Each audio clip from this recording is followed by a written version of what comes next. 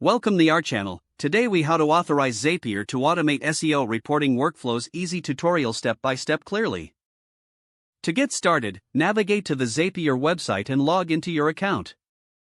Once you're logged in, click on the Make a Zap button located on the dashboard.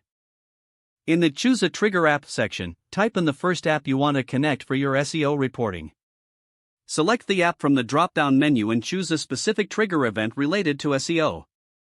After selecting the trigger event, click on the Continue button to move forward. Now, you'll need to connect your account for that app. Click on the Sign Into App Name button. Follow the prompts to authorize Zapier to access your app account. Once your account is connected, click Continue to move to the next step. Next, you will set up the trigger by selecting necessary options specific to your workflow. After configuring the options, click on Test Trigger to ensure everything is functioning correctly. Once the test is successful, click Continue to proceed. Now, you'll need to choose an action app type in the app where you want the data to be sent, such as a Google Sheet or reporting tool. Select the app and the specific action event you want to automate. Click Continue to connect your account for the action app. Authenticate your account just like you did for the trigger app. Once connected, click Continue to configure your action settings.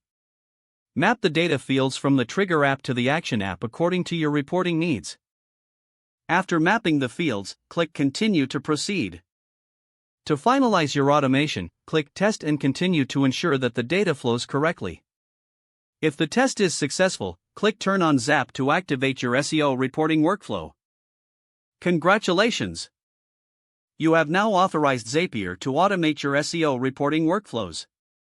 If the page does not load, refresh the browser or try again in a private or incognito window.